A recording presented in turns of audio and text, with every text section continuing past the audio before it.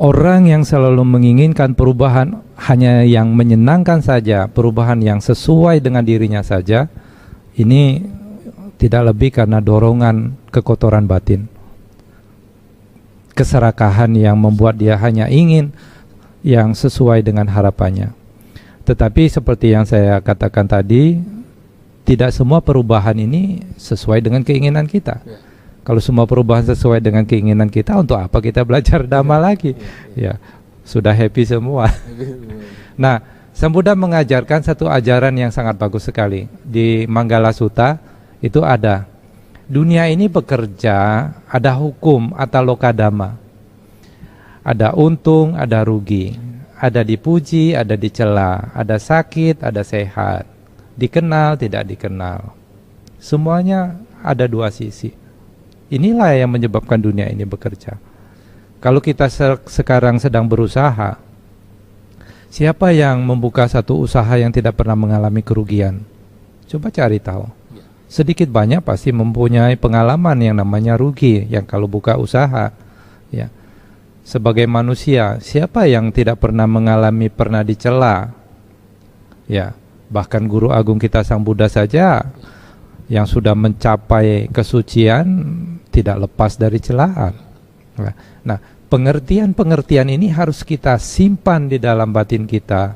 Ketika kita mengalami sesuatu yang tidak sesuai dengan keinginan kita, inilah corak dari dunia. Dengan pemahaman ini kita lebih bisa menerima. Kalau kita hanya ingin berubah yang sesuai dengan keinginan kita saja, inilah orang yang paling menderita di dunia. Dalam masa pandemi coronavirus 19 secara global ini, tidak semua orang stres. Ada juga yang betul-betul happy. Saya pernah membaca satu berita, yang punya Zoom katanya ini jadi orang kaya yang baru, melesat sekali kekayaannya, meningkat sekali. Sekarang juga orang yang buka toko sepeda, wah katanya maju sekali, lari sekali. Orang pada naik sepeda atau peralatan kamera dipakai untuk Zoom seperti ini, atau itu juga ramai. Tetapi juga ada perusahaan-perusahaan yang mengalami dampak yang besar sekali, seperti perhotelan, travel, bahkan perusahaan otomotif sekalipun itu mengalami dampak yang sangat besar. Kenapa semua ini terjadi? Seperti yang saya katakan tadi, semua ini ada dua sisi. Ada orang yang untung, ada orang yang rugi. Ada satu cerita yang sangat bagus kita bisa gunakan untuk memahami kondisi seperti ini. Ada seorang putri yang bernama Samawati kalau saya tidak salah. Putri ini bertanya, datang ke wihara bersama 500 orang dayangnya, bertanya kepada Sang Buddha, Bante, kenapa ada orang dilahirkan di keluarga yang kaya, ada orang dilahirkan keluarga yang tidak kaya, ada orang yang mempunyai wajah yang menarik, ada orang yang mempunyai wajah yang tidak menarik, ada orang yang panjang umur, ada yang pendek umur. Kenapa semua ini terjadi perbedaan ini? Kenapa, Bante? Sang Buddha menjelaskan karena perbuatan. Kalau kita berpikir, ya Romo, ibu bapak, saudara-saudara juga, kalau kita berpikir, kalau alasannya karena perbuatan itu masuk akal. Kenapa? Karena perbuatan setiap orang itu pasti berbeda-berbeda. Walaupun kita tinggal di satu rumah yang sama, kakak sama adik, begitu perbuatannya bisa berbeda. Bahkan walaupun juga kembar, perbuatannya bisa berbeda. Jadi perbuatan inilah yang membuat perbedaan-perbedaan pada diri orang. Perbuatan ini bukan hanya perbuatan di kehidupan kita yang lampau. Banyak orang memahami perbuatan atau karma ini, oh karma lampau sebelum saya hidup saat ini. Sesungguhnya tidak demikian. Jadi yang disebut karma, ini pengertian karma dalam pemahaman Buddhis ini berbeda dengan pemahaman umum, ya Romo.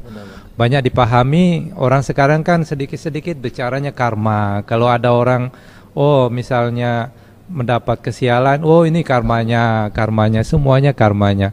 Itu tidak demikian. Karma dalam pemahaman Buddhis adalah satu perbuatan yang didasari oleh niat. Cetanang bikawe kamang wadami. Jadi cetana atau niat yang mendasari satu perbuatan inilah karma.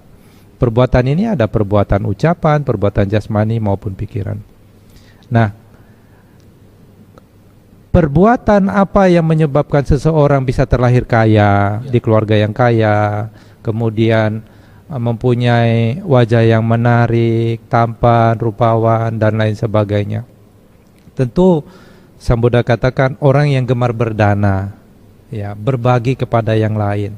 Kepada siapa saja, bahkan kepada binatang sekalipun mempunyai pahala atau nilai kebajikan, terlebih lagi kepada manusia. Kita berbuat baik kepada manusia, itu akan memberikan pahala lebih besar daripada kepada hewan, binatang. Kepada manusia yang memiliki moral yang lebih tinggi, pahalanya tentu lebih besar lagi. Kepada orang yang telah mencapai tingkat-tingkat kesucian, pahalanya tidak terukur. Jadi orang yang gemar berdana, menolong orang lain, ini akan menyebabkan seseorang akan terlahir di keluarga-keluarga yang kaya. Usahanya bisa sukses. Tentu orang yang dermawan ini, ya Romo, mempunyai reputasi yang baik. Ya. Orang yang dermawan, orang yang menjaga kemoralannya, sila dalam bahasa Pali, ya, kemoralan ini satu hal yang sangat penting.